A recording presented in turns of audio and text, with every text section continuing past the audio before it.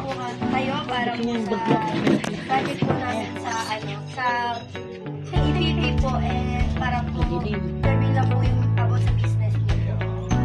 Kung naman siya, ayos naman yung business. Kasi ang business ko, wala na sa akin.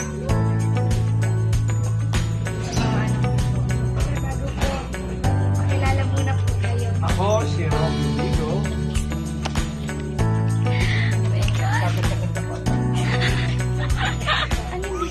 Kasi ako ay magagawa ng taas. Window, lighting, mga ganyan. Eh ngayon, nasa general ako, pero Next question po. Sino at ano ang mga inspirasyon sa pagtayo ng negosyo? siyempre ang aking mga awa naman na doon. Mag-aral ang kaso.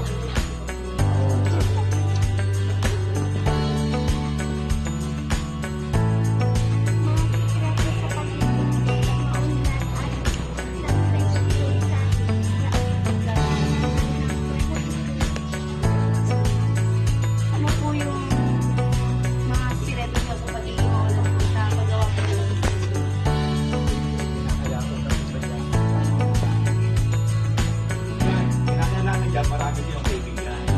Kasi nagpapalakas ng negosyo ang mga kaibigan. Nare-recommend kapag kayo. Kasi, doon kayo magpagawa kayo gano'n, magaling yun. Sasabihin na, doon kayo magpagawa. Siya na akin naging secret. At saka sipag. Tama. Ayun.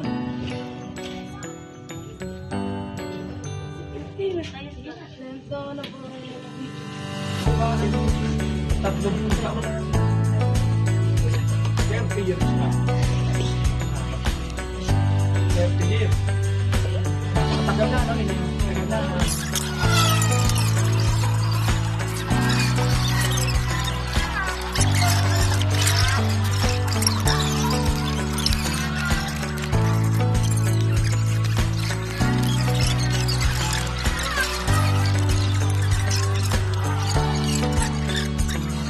Ngayon po ay kakatapos lang namin mag-interview kay Sir Romeo Vigo.